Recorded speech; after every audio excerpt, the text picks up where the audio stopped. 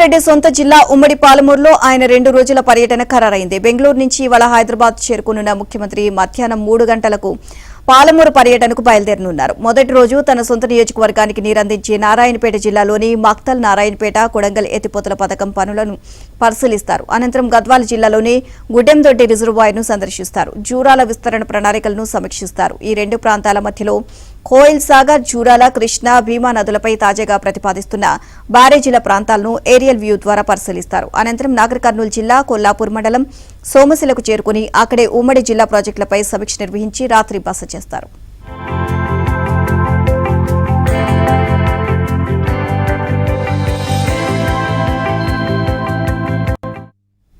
రెండో రోజు ఉదయం నార్లాపూర్ వద్ద పాలమూరు రంగారెడ్డి ఎత్తిపోతల పథకం, హెడ్ రెగ్యులేటర్, పంప్ హౌస్, కాలువల పనులు, కల్వకుర్తి పంప్ హౌస్ ను పరిశీలిస్తారు.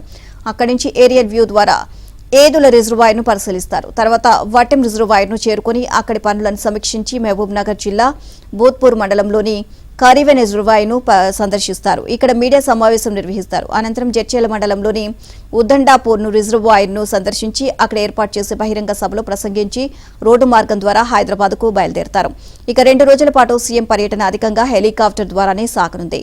పోలీసులు భారీ బందోబస్తును ఏర్పాటు చేస్తున్నారు.